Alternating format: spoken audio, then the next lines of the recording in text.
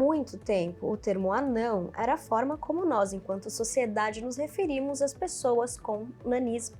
Mas isso acaba reforçando estereótipos e até desumanizando esse grupo de pessoas que são muito mais do que seu diagnóstico, muito mais do que sua estatura.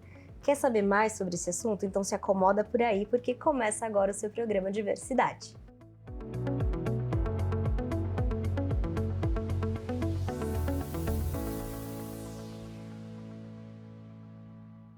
Olá, eu sou a Suelen Gonçalves. Eu sou uma mulher branca, cadeirante, tenho os meus cabelos cacheados, castanhos escuros, um pouco abaixo dos meus ombros. Estou usando no programa de hoje uma regata preta, calça preta, sapatos pretos. No meu pulso esquerdo tem um relógio com a pulseira rosa clara. Do meu lado direito aqui está o Roberto Rios. Muito obrigado. Eu sou o Roberto Rios, um homem branco, calvo, uso óculos, sou cadeirante também. E hoje eu estou usando uma camisa vermelha, uma calça jeans azul escura e um tênis marrom. Olha, esse cara que vai passar os próximos 30 minutos com a gente e com vocês hoje tem muito a falar sobre arte, teatro, poesia e muitas coisas que vão além do diagnóstico. Eu tenho certeza que vai ser uma delícia esse programa. Então, Roberto Rios, fala pra gente quem tá hoje no Diversidade. Bom, roteirista, poeta, ele é ator, influenciador e vai partilhar sobre a vida, carreira, preconceitos e conquistas com a gente. Hoje conosco, Giovanni Venturini, seja muito bem-vindo mais uma vez conosco. Muito obrigado. Falando da sua vida linda, de muito trabalho, né? Muito obrigado. Bom, eu sou Giovanni Venturini, sou um homem cis, com nanismo, cabelo loiro, barba loira, olhos azuis. Estou usando 2 brincos de argola na orelha esquerda, uma boina, uma camiseta azul marinho e uma bermuda amarela e um tênis todo colorido. Giovanni, eu começo te perguntando, como um homem tão múltiplo, um artista tão múltiplo, como o nanismo atravessou essa sua trajetória artística? Eu acho que o nanismo atravessa a minha existência, né? Não tem como não falar sobre nanismo em diversas áreas. E isso também está incluído na minha profissão. Durante muito tempo, acredito que os personagens e os convites que eu recebia era simplesmente pelo fato de eu ter nanismo. Era geralmente direcionado a personagens que também tinham nanismo. Mas eu comecei a me posicionar para o mercado e mostrar outras camadas e outras aberturas. E hoje eu consigo romper esse lugar e consigo fazer outros personagens que sequer têm a descrição de ser uma pessoa com nanismo. Você, bom, a gente falou de poeta, de roteirista, de ator, diretor, e aí uma lista, né? Nós falamos de poeta que me pegou. Tem algum verso seu? Olha, eu vou contar um segredo, eu sou péssimo de memória. Eu não memorizo meus textos. Mas eu posso tentar lembrar de algum aqui. Eu lembro de um, eu acho. Como ver uma mosca voando ao seu redor e não ter a compulsão de matá-la. Como um grão de pó que gruda na lente dos seus óculos e não querer limpá-la. Como uma gota que invade seu relógio que não é a prova d'água. Como estourar a correia do seu chinelo e ter que andar descalça. Eu sou essa coisa pequena que te deixa incomodada. Essa inconveniência que não sai da cabeça. Essa impertinência que finge que não liga, mas te preenche inteira. Eu sou o pouco que te faz muito. Um pequeno nada do seu tudo.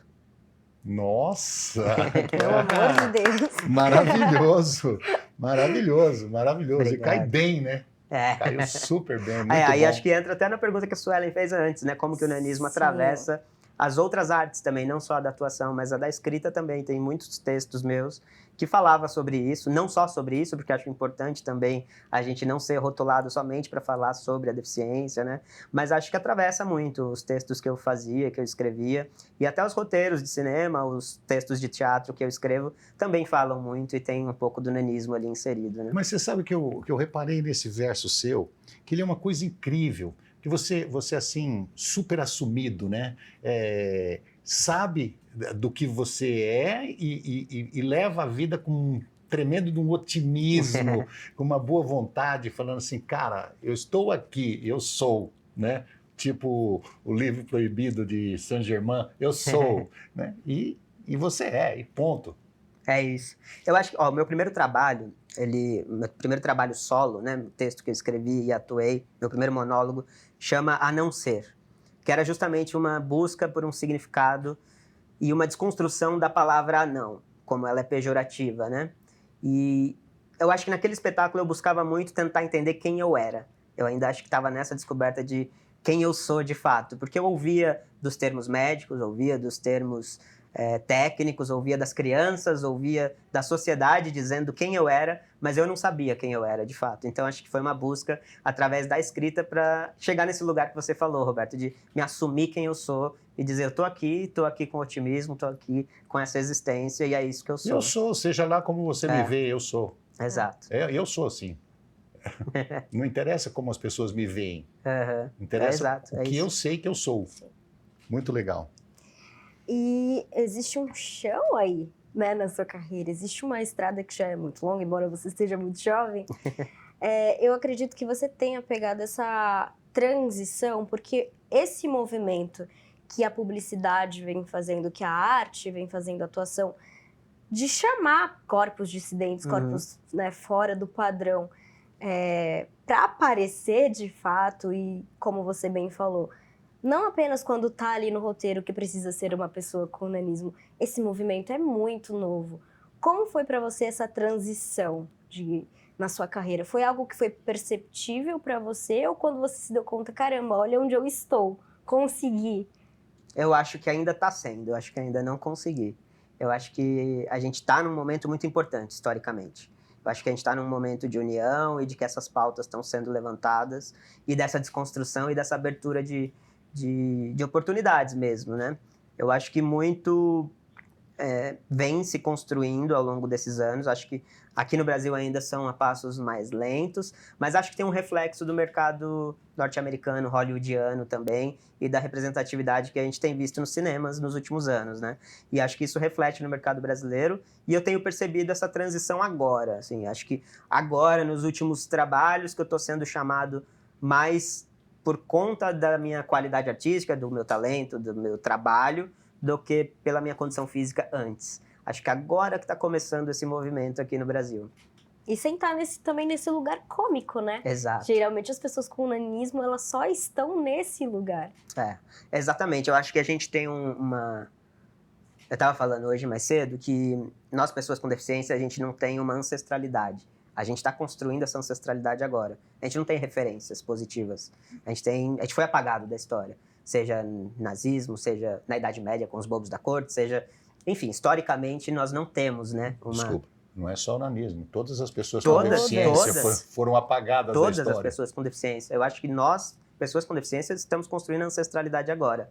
E eu acho que esse momento é de desconstrução desse lugar que nos colocaram. Agora, falando como pessoa com nanismo, que o nanismo é muito encaixado no humor, no estereótipo desse lugar do freak show, do circo, da Idade Média, tudo isso, né? Toda essa história que a gente carrega. O nanismo ainda tem uma permissividade com o corpo que é diferente de outros tipos de deficiência. Ainda é permitido rir de uma pessoa com nanismo, o que não é muito aceitável quando uma pessoa ri de outros tipos de deficiência. Então, acho que a gente está desconstruindo isso para criar essa nova ancestralidade para os que virão. Então, a gente tem que sair um pouco dessa caixa do humor. E não estou dizendo que eu sou contra o humor, eu amo o humor. Eu acho das linguagens mais difíceis e mais lindas que tem. Mas como ele era construído com esses corpos dissidentes, agora abrangendo ainda mais, não só a questão dos PCDs, mas todos os corpos dissidentes eram ligados a algo estereotipado, cômico, pejorativo, negativo, né? E é possível fazer um humor com esses corpos dissidentes de uma forma construtiva. Giovanni, você na sua resposta você falou que o Brasil vem um pouquinho atrasado porque vem a passos lentos. Mas eu, defendendo aqui o Brasil, adoro defender o Brasil, sou brasileiro até última gota do meu sangue, passos lentos, mas muito sólidos. Sim. Porque o Brasil, ele vem assim diante de um movimento enorme. Por exemplo, primeira Secretaria da Pessoa com Deficiência do mundo foi criada em São Paulo. Segunda Secretaria da Pessoa com Deficiência do Estado de São Paulo. Nós temos hoje mais de 300 entidades hoje trabalhando com pessoas com deficiência e não só ajudando, mas também no esclarecimento. Eles fazem muito esclarecimento. Programa de TV como o nosso, 10 anos no ar, falando sobre pessoas com deficiência, programa de rádio, revista, a revista Reação, tá? Hoje nós temos a segunda maior feira mundial de pessoas com deficiência está acontecendo em São Paulo, Brasil. Então, eu acredito que o movimento assim está bastante fortalecido, né? Hoje nós temos, dentro da UAB, nós temos partes da UAB que se dedicam única e exclusivamente a esse assunto. Então, eu acredito que todos os setores da sociedade hoje estão envolvidos em não só, de repente, punir, mas principalmente conscientizar do estado de cada um e o respeito que cada um deve ter. Então, eu acredito, sinceramente, espero não esteja enganado, que nós estamos caminhando a passos sólidos. Sim, com certeza. Acredito muito na nossa capacidade de observar, de entender e de aprender bastante. Eu acho que o brasileiro tem uma coisa do coletivo que é muito forte. Então, eu acho que quando você fala sólido, é isso. Quando a luta se torna firme, há uma multidão que se junta e faz acontecer de fato. Eu estive na Europa e eu me surpreendi muito negativamente com a acessibilidade lá. Com a acessibilidade, sim. É impressionante. Escuto muita coisa. É impressionante. Na Espanha, na França, são cidades velhas. Portugal são cidades que não se atualizaram, não pensam na acessibilidade. É muito difícil caminhar nas ruas da Europa. Não, o pessoal fala, eu vou para a França, eu vou para não sei aonde, eu vou para os Estados Unidos. Lá é acessibilidade total. Peraí, acessibilidade total, onde você foi na parte turística. Exatamente. Aonde é o turismo, aonde você está recebendo gente, tudo lindo. Sim. Vai para a periferia. Exatamente. Mas acho que isso total. E acho que também isso é um reflexo aqui no Brasil também. A gente está falando que tem essa solidez em várias áreas, mas é muito no eixo sudeste, né? Sul-sudeste. Se a gente for para o norte e nordeste, ainda falta muito desse lugar e dessa construção. Mas eu concordo que os nossos passos são mais sólidos do que lá fora. São mais lentos, mas mais sólidos e mais firmes. Hoje nós temos uma arquitetura no Brasil, certo, que trabalha com o desenho universal. Né? Nós temos grandes arquitetas aqui em São Paulo trabalhando nesse sentido, em que hoje, quando você faz um prédio, quando você faz uma construção, principalmente pública, tá? Você não vai perceber que ali tem a acessibilidade, porque está tudo dentro do contexto. Uhum. Não é aquele negócio de uma escadaria, uma rampinha do lado, aquela rampinha assim, né? Ou um desenho esquisito no mercado. Não, tudo está perfeito. Tá? Hoje estamos trabalhando com desenho universal, que é para deixar a coisa, como eu disse, sólida. Você disse... Vamos para o intervalo. Vou te interromper, porque a gente precisa ir para o intervalo. Vamos para o intervalo. Já voltamos. Tem muita coisa ainda. Fica aí.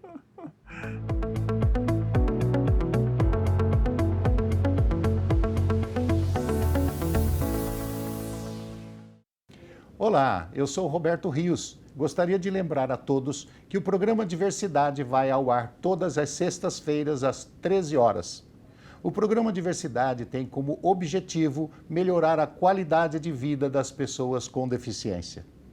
Olá, eu sou a Suelen Gonçalves e para lembrá-los que se você perdeu algum episódio que já foi ao ar, nós temos uma playlist no nosso canal no YouTube. Aproveite, acesse e já se inscreva. Rede Câmara São Paulo, sua conexão com a política da cidade.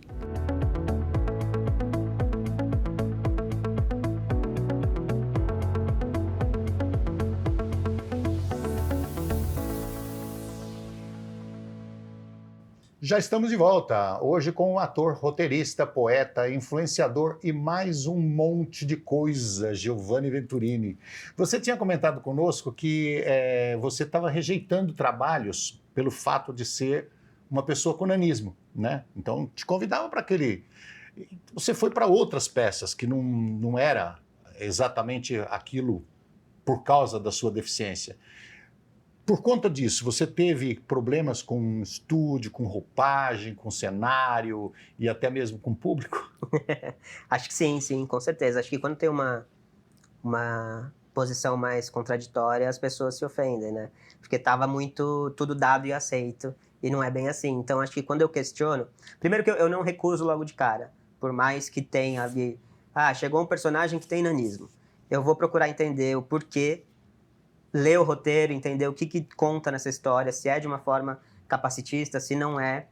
Aí eu procuro entender se eu tenho abertura para sugerir mudanças, para daí, então, se eu ver que não tem jeito, aí eu falo, então, não é para mim, não vou fazer. não concordo com esse tipo de representação na mídia, não vou fazer. Então eu tenho todo um processo antes de negar, eu não saio negando de cara, chegou um personagem com nanismo, não vou fazer. Não, eu procuro entender, ler e ver se eu tenho abertura para fazer essa mudança. Se tiver essa escuta aberta e poder alterar, e já consegui muitas vezes, porque eu acho que também está tendo uma conscientização dos roteiristas e diretores que eles não sabem de tudo, eles precisam nos ouvir. Tem esse lugar, né, essa síndrome do homem branco cis, que acha que sabe de tudo e sabe falar de todas as causas. Isso não existe mais. Você precisa de pessoas que vivem isso no dia a dia para saber contar aquela história e construir esses personagens, né? E nas últimas vezes eu tenho conseguido uma abertura muito grande e diretores e roteiristas muito generosos que estão dispostos em me ouvir e alterar. Aí eu consigo mudar, adaptar e aceitar os trabalhos. Mas sim, eu acho que já tive alguns problemas, tanto com produção, com direção, com público também, até com outras pessoas com nanismo também, por eu me posicionar de uma forma muito agressiva e de dizer que eu tô tirando oportunidades de outros atores, porque aí o diretor se questiona, realmente, não precisa ser uma pessoa com nanismo, vamos mudar o personagem. Aí às vezes acaba saindo pela culatra o tiro também, né? E aí a própria comunidade se sente um pouco ofendida. Mas eu tenho conseguido trilhar um caminho interessante de abertura e diálogo para construir novas histórias. Aproveitando esse gancho, queria um pouquinho da sua percepção sobre a prática do creepface na arte. Eu acho que isso é uma coisa que tem acontecido, mas as pessoas estão mais atentas, né? Tivemos alguns casos aqui no Brasil já também, mas acho que, assim como o blackface hoje é inaceitável, o creepface está se tornando e está ganhando conhecimento de outras pessoas e está se tornando inaceitável também, né? O creepface é quando uma pessoa sem deficiência interpreta um personagem com deficiência. Eu não sou de total contra o creepface. Eu acho que tem que entender a história, tem que entender o porquê. Se tiver cenas em que o personagem anda, 80% do roteiro ele anda e 20% ele não anda, é mais fácil pegar uma pessoa que anda e colocar na cadeira de rodas depois.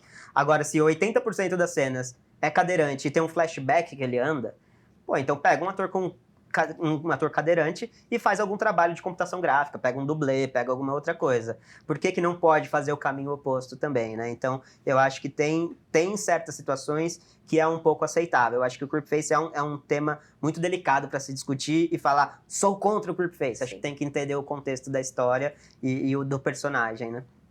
Giovanni, nós vimos aí que você já entrou por todos os caminhos, né, que poderiam. Quais foram as suas conquistas mais significativas? E, continuando a pergunta, já que você tem conquistas e bastante significativas, como você vê o futuro das outras pessoas com pessoas com deficiência, o futuro delas na arte? Você acha que está abrindo bastante espaço? Você acha que tem condição? Bom, vou começar pela primeira parte. Acho que as grandes conquistas nos últimos tempos. Eu fiz um curta chamado Big Bang, que ganhou muitos prêmios internacionais, prêmios nacionais. E acho que teve duas conquistas dessas que me marcou muito, que foi uma em Locarno, na Suíça, que a gente ganhou de melhor curta-metragem.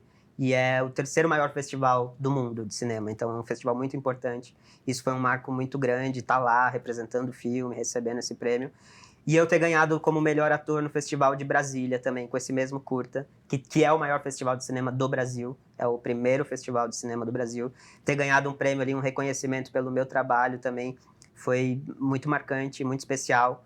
E poder subir no palco e falar, e dar essas mensagens, né? E falar, precisamos de mais de nós nas artes, precisamos de mais representatividade. E aí eu entro na sua segunda pergunta, que eu acho que a gente está num momento muito importante, onde estamos contestando e divulgando a cultura deaf. Aliás, é um termo novo, recente, e que vem sendo utilizado pela Funarte, pelo Ministério da Cultura deaf, porque é uma cultura, é um modo de fazer arte que é diferente, é um modo de existir na sociedade que é diferente, é um modo de caminhar que é diferente, é um modo de se comunicar que é diferente. É uma cultura, e a gente precisa ser entendido como uma cultura. E acho que a gente está avançando para essa representação e essa representatividade dentro de todas as artes. Hoje temos muitos artistas importantíssimos na dança, no teatro, no cinema, que são pessoas com deficiência e que têm conseguido espaços importantíssimos para difundir a cultura deaf.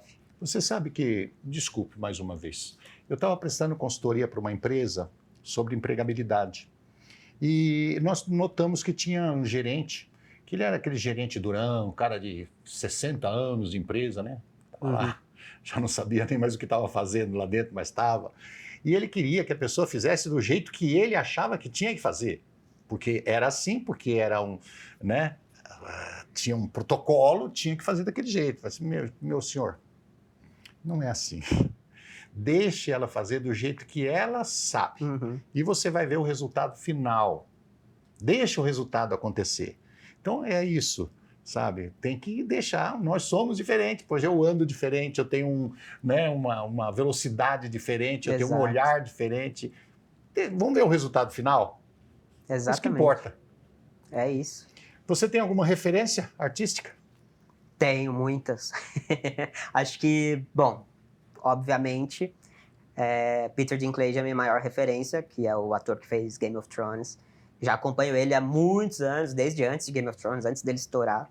E é um cara que me inspira muito pelo fato dele ter nanismo e pelo fato dele conquistar lugares importantes com personagens que não falam só sobre isso. Hoje em dia ele é respeitadíssimo. E aqui no Brasil tenho muitas referências. Tem Eduó na dança, tem Stella Lapone na performance, tem Jéssica Teixeira, tem Vitor Di Marco no cinema, Daniel Gonçalves no cinema, todos artistas DEFs que estão fazendo suas artes e brilhando aqui no Brasil. Você fez uma peça onde eu senti que você levou uma provocação ao público porque você tratava do tema sexualidade. Como você sentiu a recepção do público? Porque ainda hoje eu acho que é meio impensável pensar sexualidade de pessoa com deficiência. Sim. Eu acho que é um dos direitos que mais nos é negado, o direito à sexualidade. Eu acho que isso é um tema que é um tabu imenso, na sociedade em geral, mas para o corpo DEF ainda é maior. Porque acham que a gente é anjos, né? Imaculados, que não transam, que não fazem nada, que não têm desejos, que não são desejados, né? E o Corpo Celeste, que é meu segundo trabalho solo, ele traz esse paralelo com o planeta Plutão, né? Que foi expulso do sistema por não pertencer a um modo de agir, e traz essa comparação do meu corpo com esse corpo celeste, e traz essa discussão da sexualidade, do desejo, e de ser atraente e não só atrativo, né? Porque às vezes nos veem como atrativo, mas não como atraentes. Então, teve uma provocação, mas eu acho que há tanta metáfora e tanto simbolismo ali, que as pessoas mais se surpreendem quando entendem que é sobre sexualidade. Elas vão assistindo achando que é uma outra coisa. E quando percebem que é sobre sexualidade, sobre desejos e sobre esse corpo fora das normas, as pessoas se surpreendem mais do que negar esse espetáculo, do que barrar, bloquear ou se sentir ofendido, agredido. Acho que, pelo contrário, acho que eu consegui abrir uma porta para discutir esse tema através do simbolismo. Precisa. Giovanni, deixa eu dar para você que está nos assistindo em casa, que tem filhos com deficiência, principalmente filhos que têm síndromes, é muito importante a discussão sobre a questão sexualidade dos seus filhos. Pense nisso, converse com os médicos, converse com quem entende, é muito importante esse assunto. E conversem com eles também, né? Principalmente. Bom, trazendo seus, eu não diria erros e acertos, porque eu acho que faz tudo parte de onde você chegou e te moldou. Mas para quem é pessoa com deficiência, está nos assistindo, quer seguir o caminho da arte, que já para um público geral não é um caminho fácil no Brasil, ainda mais sendo um corpo fora do padrão, o que você diria? Que conselho você daria? Nossa, não sei se sou a melhor pessoa. Conselho. Não, mas acho que o principal conselho é a persistência. Se você realmente gosta de fazer isso, você vai ouvir muitos nãos, mais nãos do que sim, muito mais nãos. Acostume-se com não. E eu acho que o mais importante é você fazer o que ama. Se você leu aquilo, foi convidado para uma peça que não te representa, você não se sente bem, você não é obrigado a fazer. E acho que tem que ter esse diálogo aberto e se posicionar. A gente está num momento de transição, de mudança, de entendimento, e acho que se posicionar é o mais importante. E fazer tudo de uma forma muito aberta e com um diálogo muito honesto. Assim, olha, não me senti confortável com essa cena, posso mudar? Não me sinto confortável fazendo desse jeito no palco, posso fazer de outro jeito? Olha, meu ritmo não é esse, não vou conseguir correr em cena. Então, acho que ser honesto consigo e com quem está com você nesse processo é o mais aconselhável, eu diria. Giovanni, uma pergunta para final de programa, mas eu vou fazer antes, porque a gente pode explorar um pouquinho esse assunto. Como é que as pessoas te encontram e como é que elas descobrem os seus trabalhos? Tá? Dá os endereços aí pra gente, Show. para ver aonde que você tá, a peça que você vai estrear agora, Massa. falar sobre sexualidade. Legal.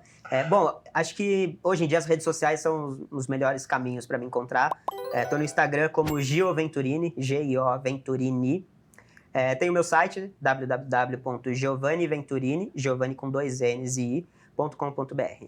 Acho que ali você encontra todos os caminhos para ver meus trabalhos, tanto na TV, no cinema, quanto no teatro. Estou sempre divulgando esses trabalhos. Que legal. Eu perguntei antes do término do programa os seus endereços, porque aí vem a segunda pergunta. Quem é que te acompanha? São pessoas com nanismo? Não. Não, cara, acho que não. Acho que também. Acho que, de algum modo, não só eu, mas muitas pessoas que fazem arte, que são pessoas com nanismo e que brigam por esse lugar de quebrar o estereótipo, servem de inspiração para outras pessoas com nanismo. Então, muitas vezes eu recebo mensagem de pais de crianças com nanismo que me assistem, que me acompanham e que se inspiram. Mas eu acho que hoje, quem me assiste ou quem está comigo é um público geral. Acho que eu consegui furar a bolha do público PCD e hoje o público em geral consegue assistir meus trabalhos. Legal. Nós nos despedimos, esperando que você aí em casa tenha gostado tanto quanto nós do programa de hoje. Pois é, passou muito rápido, foi incrível, a gente agradece muito ao Giovanni, pedimos que volte, porque ainda ficou muita coisa pra gente saber de você, e agradece também a sua companhia, que foi incrível. Se você quiser continuar com a gente, se inscreva no nosso canal em youtube.com/Câmara São Paulo. Aproveita também para compartilhar todo o nosso conteúdo e deixar o seu like, que ajuda bastante. Rede Câmara São Paulo, sua conexão com a política da cidade.